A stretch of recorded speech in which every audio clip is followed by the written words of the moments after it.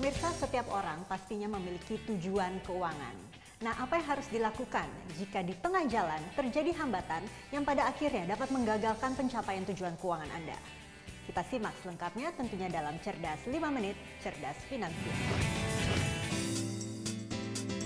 Saat tujuan keuangan kandas, apa yang dilakukan?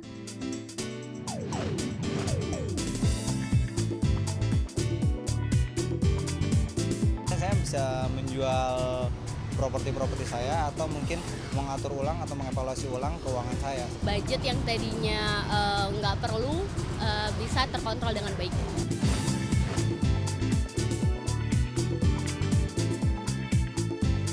Saat ini saya sih masih main aman ya Mas.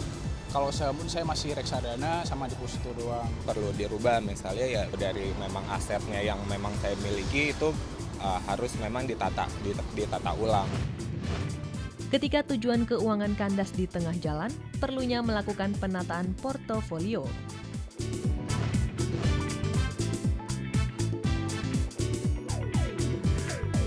Jadi pertama kali biasanya yang menyebabkan tujuan investasi kandas itu investor itu kadang-kadang kehilangan fokus terhadap tujuan investasinya.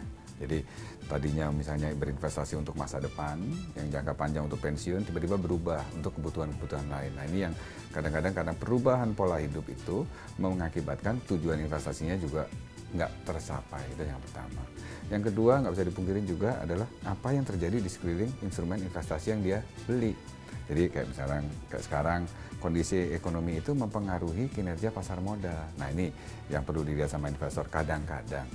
Itu tujuan investasinya itu nggak sesuai dengan harapan dia, jadi istilahnya kandas. Tapi secara jangka panjang harusnya kita lihat bagaimana kondisinya, bahwa sebetulnya untuk tujuan jangka panjang, apa gejolak yang terjadi di jangka pendek itu nggak perlu menjadi perhatian utama seperti itu. Jadi harusnya kandas atau tidak, kalau melihat jangka panjang bukan masalah seperti itu. Tapi memang harus dievaluasi. Jadi di sini sebenarnya poinnya adalah justru investor itu harus melakukan analisa terhadap portfolionya dia. Penyebabnya apa? Kandas tadi. Nah, bagaimana menyikapi ini yang paling juga harus dilakukan sama investor. Jangan sampai terjebak di kandasnya tadi dan tidak berinvestasi seperti itu.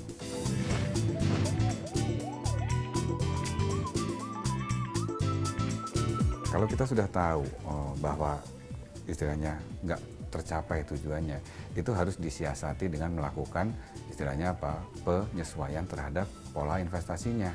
Nah ini harus dilakukan, dan kalau investor merasa tidak tahu, disarankan investor juga mencari orang yang tahu. Jadi banyak sekali di masyarakat orang-orang yang mempunyai sertifikasi untuk bisa membantu mengatasi para investor dalam hal berinvestasi, itu bisa dilakukan. Kedua juga lakukan apa? Banyak-banyak mencari informasi yang misalnya sekarang ini lagi di internet mengenai bagaimana menyikapi kondisi pasar seperti ini. Ini perlu juga dilakukan, dan juga nanya ke ahlinya gitu. Jadi misalnya teman-teman yang ada di pasar modal, bagaimana trik dan tipsnya seperti itu. Jika tujuan keuangan Anda kandas di tengah jalan, segera konsultasilah kepada yang ahli untuk perencanaan berikutnya.